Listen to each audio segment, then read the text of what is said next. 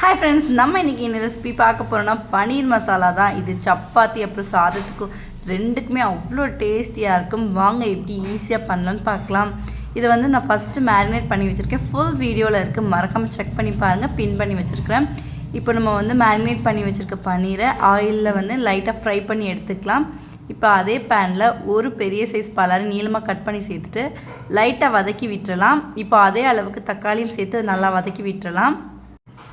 லைட்டாக நல்லா வதங்கினதுக்கு அப்புறமா ஒரு கைப்பிடி அளவுக்கு முந்திரி போட்டு நல்லா பேஸ்ட்டாக அரைச்சி எடுத்துகிட்டு வந்துடலாம். இப்போ இன்னொரு பேனில் கொஞ்சமாக எண்ணெய் சேர்த்துட்டு மிளகாய்த்தூள், மல்லித்தூள், கரம் மசாலா, மஞ்சள் தூள் சேர்த்து நல்லா வதக்குனதுக்கு அப்புறமா நம்ம அரைச்சி வச்சுருக்க பேஸ்ட்டை அப்படியே உள்ளே சேர்த்துட்டு நல்லா கலந்து விட்டுடலாம். இப்போ இது கூட ஒரு ஸ்பூன் அளவுக்கு இஞ்சி பூண்டு பேஸ்ட் சேர்த்துட்டு மசாலா பச்சை ஸ்மெல் போகிற வரைக்கும் நல்லா வதக்கிட்டு அந்த ஜார்லேயே கொஞ்சம் தண்ணி சேர்த்து அலசி உள்ளே சேர்த்துட்டு தேவையான அளவுக்கு உப்பு சேர்த்து நல்லா கொதிக்க விட்டுறலாம்.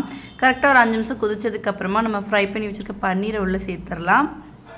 சேர்த்துட்டு பன்னீர் சேர்த்ததுக்கப்புறமா ஒரு 5 நிமிஷம் நல்லா தரன்னு கொதித்து வந்ததுக்கப்புறம் நல்லா தாளிப்பு சேர்த்துட்டு கொத்தமல்லி இலை தூவி எடுத்தால் மசாலா பன்னீர் ரெடி. தேங்க்ஸ் ஃபார் வாட்சிங்.